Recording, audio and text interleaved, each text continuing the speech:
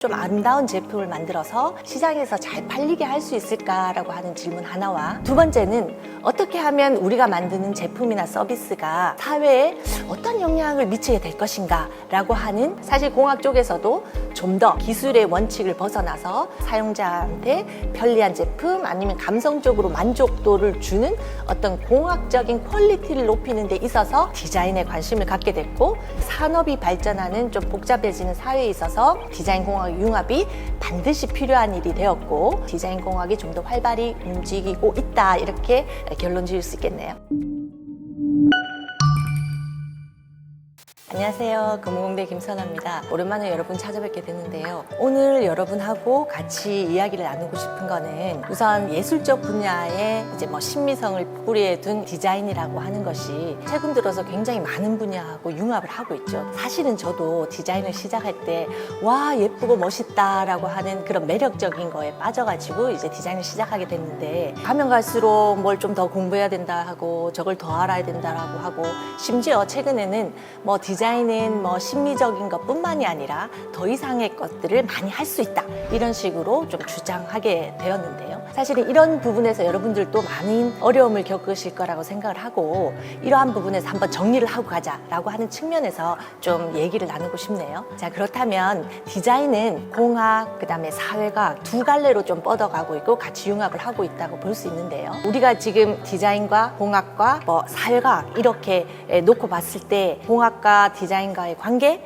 디자인과 사회과학과의 관계, 또한 공학과 사회과학과의 관계, 이런 것들이 상당히 좀 얽혀 있는 것 같아요. 이런 부분에 대해서 한번 차근차근 풀어보도록 하고, 여기에는 제가 봤을 때는 디자인이 앞으로 두 가지의 큰 질문을 좀 던질 수 있다고 생각을 하는데요. 첫 번째는 어떤 디자인과와 공학과의 관계에서 어떻게 하면 사람과 시장에 좀 더 좋고 편리하고 좀 아름다운 제품을 만들어서 시장에서 잘 팔리게 할 수 있을까라고 하는 질문 하나와, 두 번째는 어떻게 하면 우리가 만드는 제품이나 서비스가 사회에 어떤 영향을 미치게 될 것인가 라고 하는 큰 두 가지 질문에서 출발하고자 합니다. 우선 최근에 학과나 전공이 디자인 공학이라고 하는 것, 또는 디자인 엔지니어링과라고 하는 게 굉장히 좀 많이 생겨나고 있습니다. 그렇게 많이 뭔가 대학에서 학과나 전공이 생겨나는 이유는 산업이나 이런 데서 좀 필요하다라는 거겠죠. 그래서 기존의 어떤 미술대학에서 가르쳤던 디자인과나 이런 것들이 상당 부분 이제 공대나 어떤 디자인 대학 내에서도 디자인 공학이나 디자인 엔지니어링이라는 전공으로 많이 생겨나고 있고요. 심지어 어떻게 보면은 산업을 지원하는 정책부서, 그 정부의 기관 중에서 산업 디자인을 좀 지원하는 부서가 산업통상자원부에 있는 원래는 디자인 브랜드과 이런 곳이 있었어요. 근데 최근 몇 년 전에 이 과의 이름이 엔지니어링 디자인과로 바뀌었습니다. 자, 이렇게 바뀌었다고 하는 건 뭐냐면은, 그야말로 우리나라의 산업을 위해서는 엔지니어링과 디자인의 융합이 반드시 필요하다라고 하는 것을 이제 말하고 있는데요. 우선 자, 디자인과 공학적인 측면에서 서로 필요하기 때문에 서로 융합을 한다라고 보거든요. 그렇다면 우선 디자인적인 측면에서 공학이 어떻게 필요로 하게 되었는가를 좀 살펴보도록 하겠습니다. 그거는 두 가지로 나눌 수 있겠는데요. 첫 번째는 디자인이 원래는 우리나라에서 좀 경쟁력을 강화하기 위해서 많이 활용되었습니다. 사실은 디자인이라고 하는 것은 산업과 기업, 어떤 경제 발전과 뗄래야 뗄 수가 없는 관계입니다. 그래서 산업이 발전을 하려면은, 우리나라의 국가 경쟁력이 발전하려면은 당연히 기업에서는 디자인을 활용할 수밖에 없거든요. 그 우리나라에서 정책적으로 디자인을 공식적으로 사용하기 시작한 거는 미술 수출이라는 어떤 그 슬로건이 있었어요. 그 뜻은 뭐냐면은, 우리나라의 제품을 우리나라가 잘 살려면은 해외에 수출해야 된다라고 하는 건데, 자, 수출하려고 보니까 너무 포장 상태가 안 좋은 거예요. 그래서 어떤 미술 수출이라는 명목하에 디자인을 미술의 개념으로서, 좀 데코레이션 하는 개념으로서, 좀 포장을 하는 개념으로서 디자인이라는 것을 시작하게 됐고요. 지금 현재 우리나라 정부에서 디자인을 진흥하고 지원하는 기관이 분당에 이제 한국디자인진흥원이라고 있는데, 이름 자체가 한국디자인 포장 포장센터였어요. 우리 디자인 자체가 뭐 시각적인 측면에서 포장을 좀 중요시했다라고 여겨지고요. 우리가 뭐 심미적인 것 이상의 디자인을 추구하긴 하지만 원래 우리의 핵심 역량 자체는 어떤 심미적인 부분을 도맡아 하는 그런 개념이었던 거죠. 우리가 어떤 심미적인 것, 감성적인 것을 도맡아 잘하고 있었는데 한 1990년대 초쯤 되니까 이제 디자이너들한테도 뭔가 이제 그림으로 표현하던 거, 예를 들면 옛날에는 렌더링을 할 때도 파스텔로 그리거나 마카 같은 걸로 막 손맛으로 막 그리고 그랬거든요. 근데 한 1990년대 초에 컴퓨터 툴이 드디어 디자이너들한테 막 소개되기 시작을 한 거예요. 예를 들면 뭐 일러스트, 포토샵 또는 캐드 뭐 이런 것들처럼, 그 다음에 심지어 뭐 3D 모델링 같은 걸로 이제 디자이너들도 자기의 디자인을 표현할 때 컴퓨터 툴을 쓰기 시작했다라는 거죠. 그러면 예전에는 그냥 뭐 내 손맛 뭐 이런 얘기를 했었는데 이제는 뭐 컴퓨터 맛이 된 거죠. 그러다 보니 디자인계에서조차 어떤 수치나 데이터, 컴퓨터 이런 것들을 활용해야 되는 뭔가 공학이 필요한 시기가 오게 된 것이죠. 컴퓨터 툴을 쓰기 시작하면서 디자이너와 개발자, 엔지니어 간에 이제 내 디자인을 설명하는 데 있어서 더 이상 뭔가 감성적인 거나 표현으로서가 아니라 수치나 데이터 뭐 이런 것들로 이제 소통하기 시작했고, 이러한 것들이 어떤 개발하는 기간에 단축하는 그런 기분을 가졌던 거고요. 그 다음에 두 번째는 뭐냐면은 디자이너가 뭔가 이제 더 표현을 하고 싶어요. 뭔가 자기가 그려가지고 이런 소재를 쓰고 이런 공정상에서 이런 형태로 나왔으면 좋겠다라고 이제 요구를 하면 사실 엔지니어들이 그건 안 됩니다. 뭐 이제 더 이상 뭐 그 디자인을 뭐 실현할 수 없어요. 그 다음에 뭐 왜 디자이너는 그림만 그립니까? 이건 도저히 생산할 수 없는 이상한 거예요 라고 그런 공격을 받게 되기 시작한다라는 거죠. 디자이너들도 이제 그때부터 갑하기 시작한 거예요. 왜냐면 내가 생각하는 어떤 상상 속에 있는 디자인 자체가 이렇게 생산이 되면 좋겠는데 뭔가 방법이 있을 거야 라고 생각을 해가지고 디자이너들이 직접 어떤 생산이나 공정이나 뭐 소재나 부품, 기술 같은 걸 찾아 나서기 시작했다는 거죠. 디자이너도 어떤 엔지니어링의 마음을 갖고 그런 것들을 찾아서 내 작품의, 내 디자인 결과물의 퀄리티를 높이고 싶다라고 하는 어떤 그런 니즈가 있었다는 거예요. 디자인이 공학하고 융합하게 된 디자인 측면에서의 필요성은 첫째는 컴퓨터 툴을 쓰기 시작했다라고 하는 거 하고, 두 번째는 소재 공정 기술을 직접적으로 알아서 우리의 디자인 퀄리티를 높이고자 하는 데 쓰였다라는 것이죠. 자, 그렇다면 우리는 이제 공학적인 측면에서도 반드시 좀 디자인이 필요했을 거 아닙니까? 그죠? 실제로 지금 디자인 공학이나 디자인 엔지니어링 과가 좀 공대 내에 좀 많이 생기고 있다는 것도 알 수 있는데요. 저도 이제 금호공대에서 디자인, 예술대학에서 디자인을 전공한 사람으로서 처음 뽑힌 계기가 되거든요. 그래서 공대 내에서도 디자인이 필요한 뭐 이유? 그거는 또 한번 두 가지 측면에서 좀 정리를 할 수 있겠는데, 이제 첫 번째는 공학자들이 어쨌거나 기능적인 제품을 우선 생산해서 만들어내서 사람들한테 이제 제공을 하기 시작했는데, 어느 순간부터 사람들이 그 기계에 대한 어떤 사용성이 굉장히 떨어진 걸 발견하게 된 거예요. 왜냐하면 공학자들은 디자이너하고는 달리 어떤 아이디어가 있으면 이걸 직접적으로 구현해내야 되는 아주 큰 책임감에 시달리고 있습니다. 그래서 어떠한 심미적인 거나 사용자 입장에서 생각하기보다는 어떤 기술의 원칙이나 기계의 원칙에 좀 집중하기가 쉽죠. 그러다 보니까 이 제품이 나왔을 때 시장에서 사용자들이 어떻게 생각하는가를 조금 등에시했는데, 많은 제품들이 개발되다 보니까 엔지니어링 공학자들의 입장에서도 뭔가 인간을 생각해야 되겠다, 인간의 어떤 신체적 물리적 환경이 어떤가를 좀 생각해야 되겠다, 그래야 오류도 줄일 수 있고 그 다음에 시장에서 차별화된 제품을 만들 수 있겠다라는 것을 좀 자각하게 된 것이죠. 그러고 나서 좀 살펴보니까 그런 인간에 대한 좀 연구가 필요하겠다. 그 다음에 디자이너는 어떤 그러한 이론이 없는 것 같은데 왠지 디자이너가 한 결과물들은 사람들이 좋아하고 사용하기 편리하다라고 얘기를 해요. 그래서 그걸 좀 더 공학적으로 이론적으로 좀 정리하기 위해서 인간공학이라는 학문 분야가 새로이 생겨나기 시작했고, 그 다음에 미국에서는 뭐 휴먼 팩터, 뭐 인간공학, 얼고노믹스 뭐 이런 얘기들을 시작하게 되면서 그런 좀 기계의 원칙이 아닌 인간의 원칙이 무엇인가에 대해서 연구하기 시작을 해서 좀 디자인적인 측면이 필요하게 된 거고요. 그 다음에 두 번째는 뭐냐면은 감성공학적인 측면입니다. 인간공학적인 측면까지는 어떤 신체 사이즈나 뭐 신체적 물리적 사용성 이런 거에 대해서는 조금 이제 의문이 풀렸어요. 공학 쪽에서는. 뭔가 디자이너가 한 건 멋있단 말이에요. 뭔가 사람들한테 매력을 준단 말이에요. 그래서 공학자들이 디자이너한테 물어봤어요. 아니 이런 컬러는 어떻게 쓴 거예요? 왜 형태를 이렇게 둥글게 만든 거예요? 이렇게 물어봤단 말이에요. 그랬더니 디자이너가 뭐 똑바로 대답합니까? 사실 디자이너도 설명은 할 수 없어요. 왜냐면 이거 멋있지 않아요? 공학자들이 거기에 대해서 묻기가 약간 좀 좀 뻘쭘하다고 한 게 뭐냐면은 디자이너들이 이것도 몰라요? 약간 이런 식인 거죠. 예를 들면 이렇게 아름다운 거 이런 것도 감이 없어요. 이런 식으로 하다 보니까 공학자들이 굉장히 답답했던 거예요. 왜냐면 아까도 얘기했다시피 공학자들은 어쨌거나 문제를 발견했으면 그거를 해결해야 될 책임이 있다라는 거죠. 그렇다면 자기가 결과적으로 생산 공정에 맞게끔 만든 제품이 뭐가 좀 잘 안 팔려요. 아니면은 사람들이 사용할 때 감성적으로 불편하다고 해요. 아니면 좀 만족을 못 해요. 그렇다면 이 사람들 그 원인이 무엇인지를 찾아내고 그 원인을 해결해야 된다라는 거죠.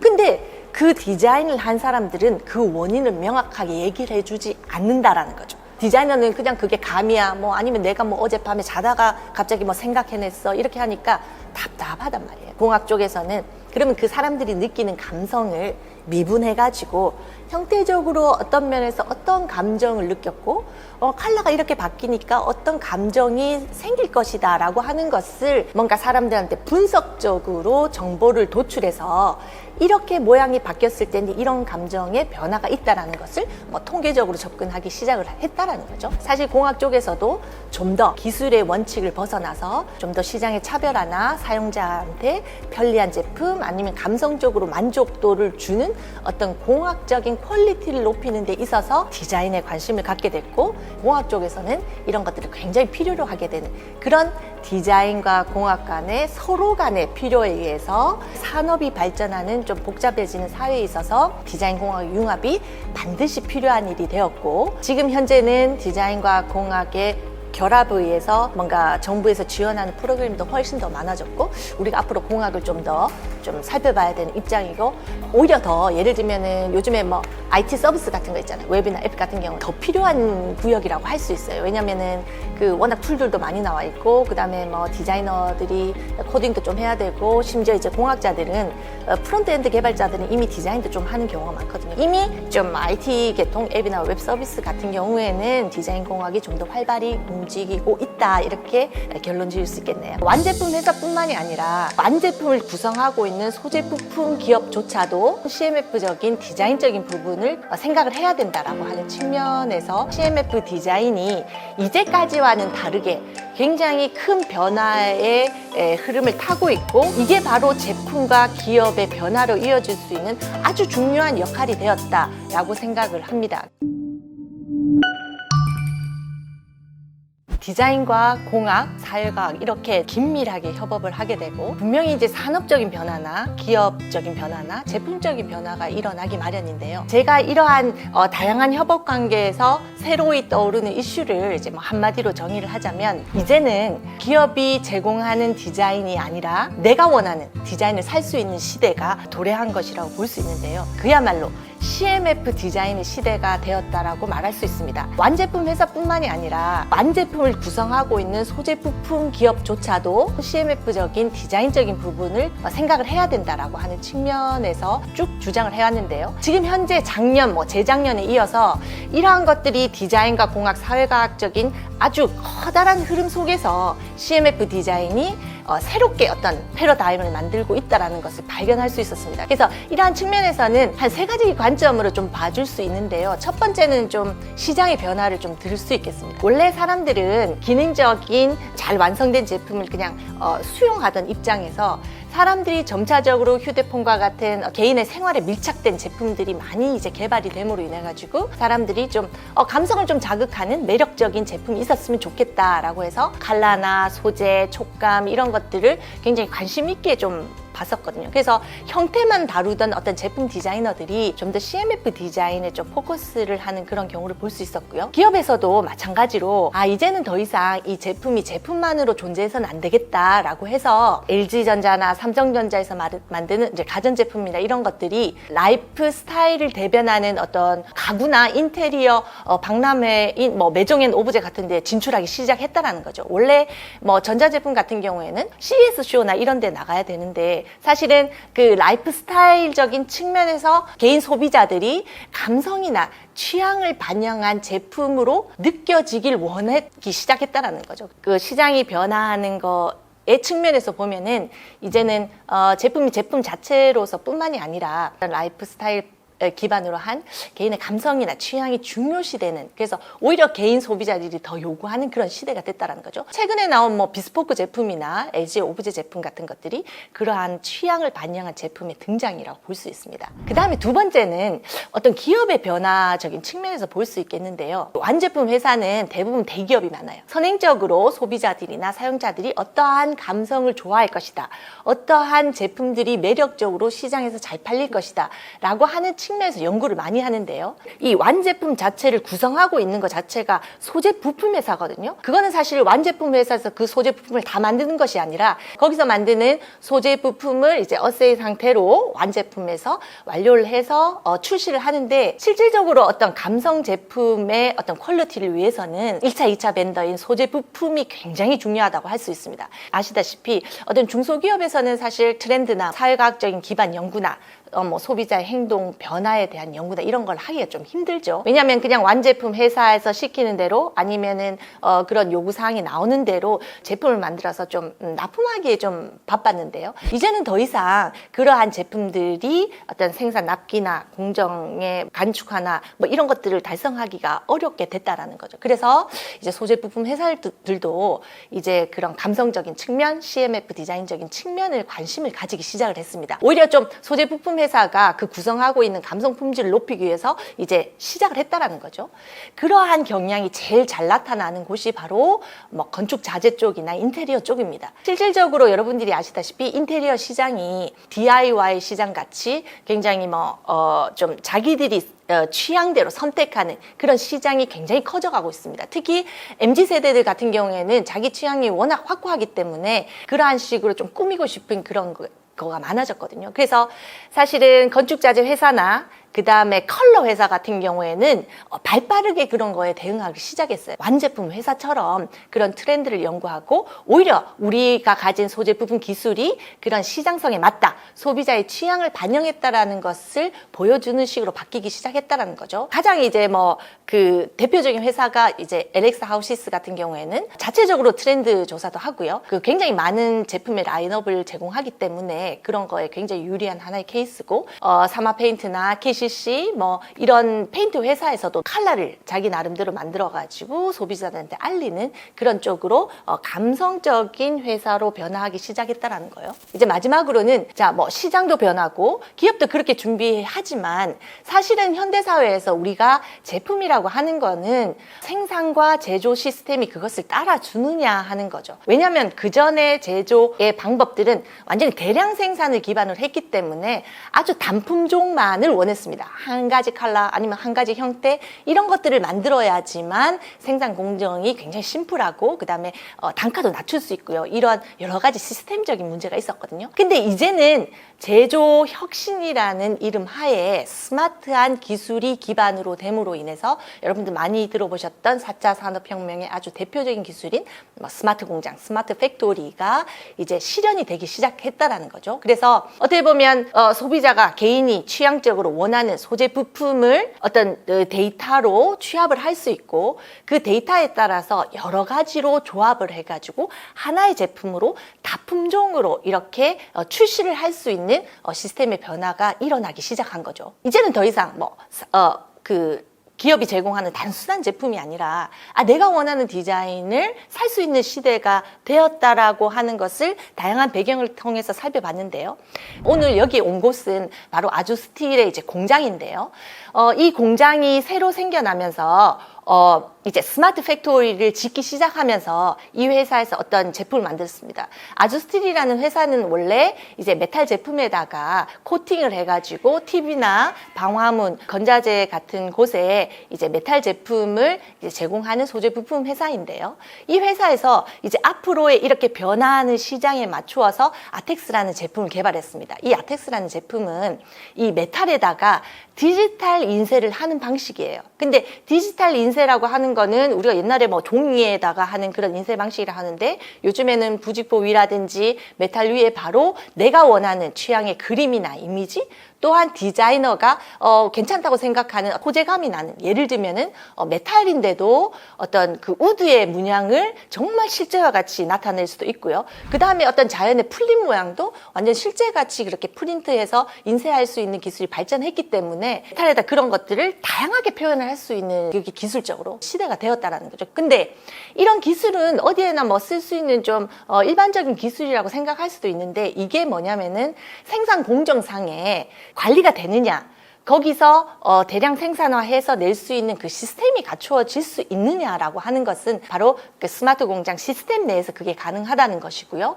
그렇게 공장 시스템이나 제조 혁신적인 시스템이 마련이 되었기 때문에 월스틸이라는 제품 자체가 개인의 취향대로 디자인을 반영해서 이제 추후에는 개인 맞춤별로 제공을 할 수 있는 이제 시스템을 갖춘 아주 좋은 사례라고 생각을 하는데요. 이 공장에 와 보니까 특징적으로 좀 볼 수 있는 게 마치 샘플하우스 같은 거예요. 예를 들면 예전에 제조 공장이라고 하면 굉장히 좀 오염이 심하고 아니면 굉장히 제조업이 좀 옛날 방식이라고 생각을 해서 좀 혐오 시설로 느껴지는 게 이제 일반적인 상황인데요. 공장이 좀 새롭게 변화해야 되는 그런 시점에 왔는데 이 회사에서는 자기들의 제품을 가지고 직접적으로 이 샘플하우스처럼 공장에다 적용을 했습니다. 그래서 굉장히 새로운 경험을 볼 수 있었고, 제가 이 공장을 보면서 아주스틸이 바로 우리가 말했던 개인의 취향대로 디자인을 선택할 수 있는, 하지만 그게 제조 공정이나 어떤 그 시스템상으로 그 뒷받침을 할 수 있는, 아직까지는 개개인별로 그 취향대로 나올 수 있는 어떤 플랫폼이 갖추어지진 않았지만 우리가 기존에 생각했던 어떤 공장의 제조 방식이나 이런 걸 뛰어넘어서서 그 사회과학적으로 개인의 어떤 취향이나 이런 거를 이제 빅데이터로 취합을 해서 거기에 맞게끔 여러 회사랑 협업을 해서 어떠한 하나의 플랫폼을 만들어서 개개인별로 제공하는 미래의 그야말로 스마트 제조 혁신의 한 사례를 보여주는 어떤 단초가 되지 않을까라고 생각을 하고요. 예를 들면 뭐 빅데이터라든지 아니면 스마트 팩토리의 어떤 기술에 따라서 그 다음에 사회과학적으로 트렌드나 개인의 취향을 반영할 수 있는 어떤 데이터의 분석 기법에 의해서 실질적으로 그런 날이 올 것 같은 미래의 모습을 볼 수 있는 그런 계기를 볼 수 있었고요. 이것이 바로 우리가 흔히 말하는 스마트 제조혁신 4차 산업혁명의 아주 산업적으로 제품적으로 그런 하나의 샘플링이 될 수 있는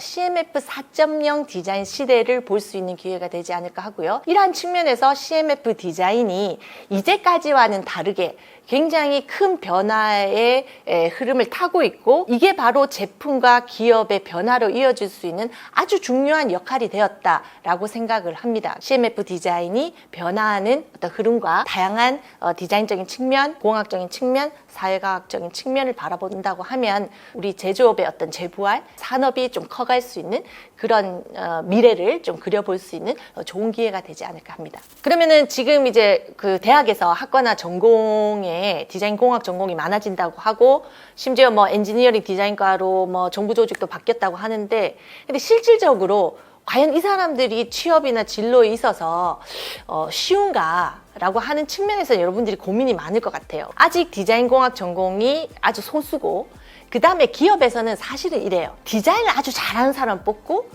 공학을 잘하는 사람을 뽑아서 이렇게 잘하게 하고 싶지, 사실은 디자인공학 전공한다고 해서 디자인을 아주 잘하는 사람보다는 조금 못할 거고 공학자들보다는 조금 못할 수도 있을 것 같아요.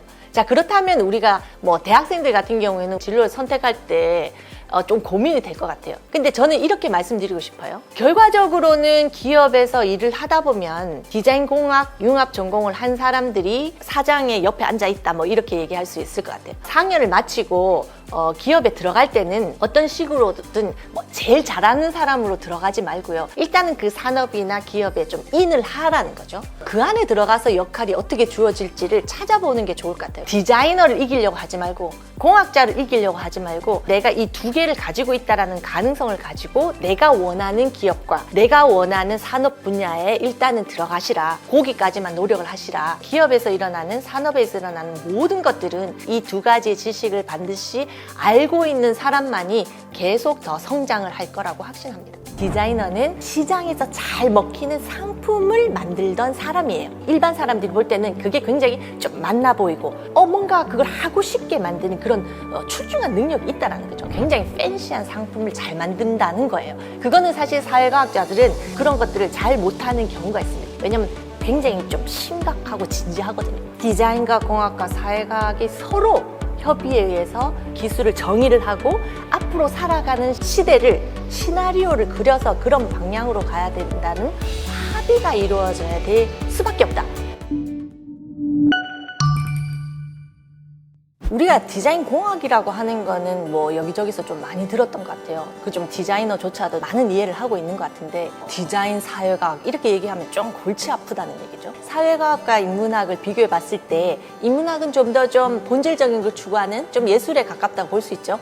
하지만 사회과학 같은 경우에는 뒤에 과학이 붙였잖아요. 그러니까 어떻게 보면 사회를 연구하고 심지어 뭐 사람과 사회와 연관된 심리학이라든지 뭐 경영이라든지 이런 것들을 좀 다 잡아서 좀 사회과학이라고 좀 표현을 할게요. 자, 디자인은 이미 사회과학을 충분히 활용을 하고 있습니다. 예를 들면 기업의 어떤 경영적인 측면에서 디자인이 굉장히 필요하다라고 하는 측면에서 디자인과 경영이 뭐 붙어 있는 것도 있지만 우리가 디자인을 할 때 그 주어진 상황, 주어진 스펙에 따라서 떼기만 디자인하던 시대를 넘어서 사용자 중심적으로 생각하기 위해서는 거시적으로 미시적으로 어떤 흐름이 어떤지를 알아야 합니다. 언제 시장에 나가야 될지 어떤 사람이 필요할지 이런 것들을 좀 연구를 해놔야 되거든요. 그게 바로 좀 트렌드하고 연관이 관련이 있는데요. 예를 들면은 컬러의 트렌드는 어쩐지 아니면 어떠한 소재를 사람들이 좋아하는지 형태는 어떤 것들이 어울릴 것인지라고 하는 측면에서는 굉장히 트렌드가 중요하다고 할 수 있습니다. 사회과학적인 기법에 의해서 사회를 바라보는 트렌드나 흐름을 바라보는 측면에서 수십 년 전부터 디자인 쪽에서는 사회과학의 한 갈래이다라고 하는 측면에서 굉장히 필요한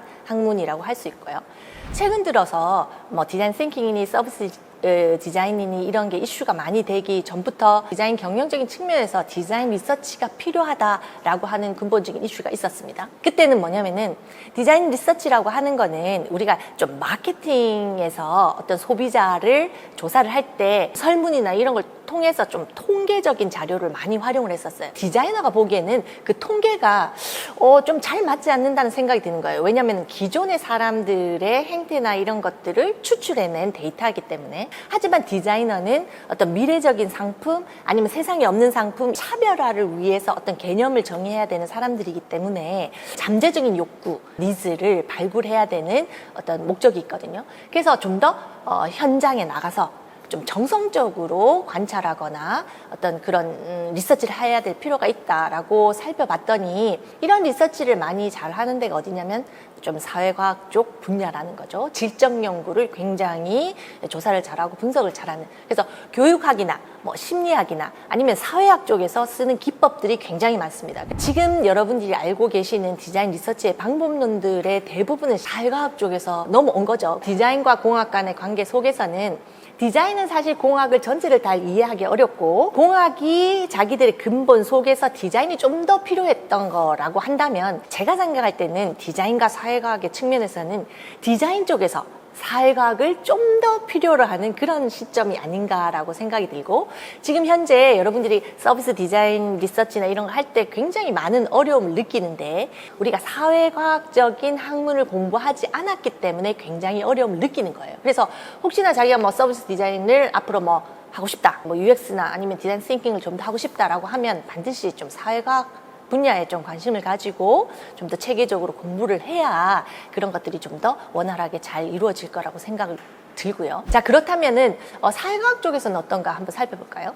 사회과학 쪽에서는 이미 뭐 수천 년, 뭐 수백 년 전부터 어떤 사람의 관계, 어떤 사회의 관계, 그래서 인간 행동의 패턴, 사회 변화의 흐름 이런 것들에 굉장히 좀 통찰력을 가지고 있는 분야죠. 그래서 그런 거에 대해서 비평의식도 크고 예를 들면은 흘러가는 사회의 흐름이 바른 것인가, 뭐 나쁘게 흘러가는 것인가 이런 정치하고도 밀접한 연관이 있고 이러다 보니까 굉장히 정치적, 정책적, 사회적 측면에서 굉장히 큰 이슈를 다루고 있다라고 할 수 있는데요. 그럼 사회과학 쪽에서는 사실 자기들도 뭔가 현장을 관찰해서 새로운 이론을 득하거나 그 다음에 관찰을 통해서 어떤 가설을 세우거나 이런 거에 굉장히 잘하는 사람들인데요. 디자이너들을 만나보니 이런 점이 참 좋더라라고 얘기하는 걸 발견했어요. 사회과학 쪽에서는 사실 지금 디자인 싱킹이나 서비스 디자인을 강연하시는 분들도 꽤 됩니다. 내용을 살펴보니까 이름은 디자인이라는 이름이 붙었지만 사실 자기들이 늘상 하던 거라는 거예요. 예를 들면 교육학을 전공하신 분들이 디자인 싱킹을 활용해서 교육 과정을 개발한다든지 이런 것들이 굉장히 많이 하고 있고 그다음에 심지어 초등학교에서는 초등학교 선생님들이 디자인 싱킹 교육을 하고 있다는 거예요. 근데 심지어 잘하고 있어요. 왜냐하면 이미 자기들의 분야 내에서 하던 리서치 방법론, 하던 것들이기 때문이죠. 근데도 불구하고 디자인이 필요하다라고 느끼는 거는 약간 개념화라는 거죠. 디자인은 시장에서 잘 먹히는 상품을 만들던 사람이에요. 기획하던 사람이죠.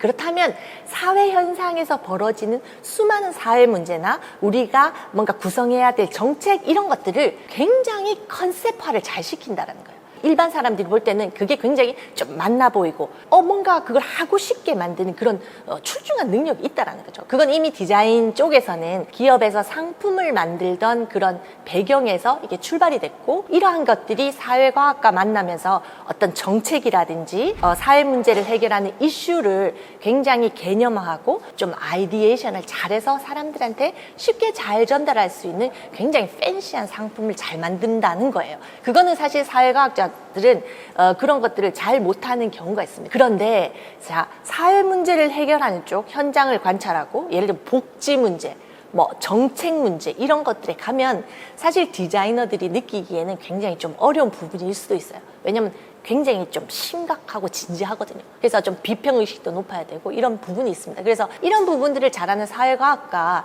디자인이 좀 더 적극적으로 협업을 한다라고 하면 우리 사회가 앞으로 서로 잘 살 수 있는 시대?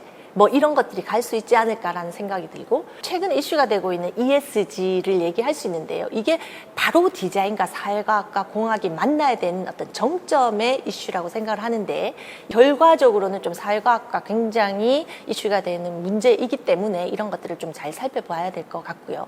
사회과학과 공학은 결과적으로는 질적인 연구와 정량적인 연구를 하지만 결국 그거를 통계로 데이터를 분석한다거나 하는 좀 과학적인 방법을 쓴다라는 거에 공통점이 좀 있고요. 둘과의 관계에서 예를 들면 공학이 너무 기술 기반으로 막 치고 나가요. 요즘에 뭐 코로나 시대가 있는데 QR코드를 찍는 거에 대한 어떤 문제의식이라든지 이런 것들을 다 어디서 이슈를 띄우냐면 바로 이제 사회과학 쪽에서 이슈를 띄운다는 거죠. 이 기술이 과연 우리가 정말 잘 살기 위해서 정말 인간이 살아가는 좋은 세상을 만들기 위해서 가는 방향이 맞는 것인가 라고 하는 측면이고 이런 사회과학적인 비평이 영향을 미쳐서 공학, 구글이나 뭐 애플이나 이런 데서 이제 그런 얘기들을 하기 시작했다는 거죠. 기술의 윤리적인 아이디어 뭐 이런 것들로 인해 가지고 개인 사생활을 보호하는 측면, 어떤 플랫폼이 가지는 한계 이런 것들을 어떤 사회과학적인 측면에서 이슈를 제공하기 때문에 그 기술이 올바른 방향으로 사람들이 쓰기 좋은 방향으로 가는 거죠. 왜 세상은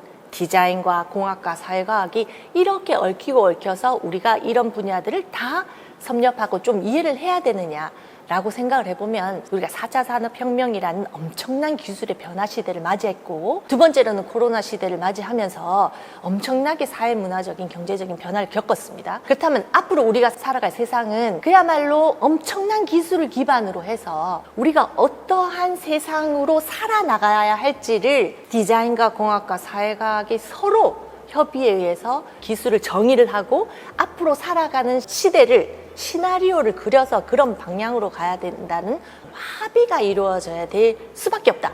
그렇지 않으면은 어떤 기업이든 어떤 산업이든 독단적으로 자기만의 영역을 추구하거나 경제적인 가치만 추구하거나 뭐 이래서는 더 이상 굴러가지 않는 사회가 될 수밖에 없다라는 거고, 그런 거에 대비해서 사실은 디자인과 공학과의 융합, 디자인과 사회과학과의 융합, 사회과학과 공학과의 융합 자체가 어느 정도 연습이 되어 왔다고 보고, 이러한 것들이 앞으로는 좀 더 구체적인 이슈가 돼서 여러분들이 처음 우리가 고민했던 디자인이 그냥 내가 집중하고 싶은 것에 이렇게 집중해서만 하고 싶은데 어쩔 수 없어요. 공학도들도 디자인을 알아야 되고요.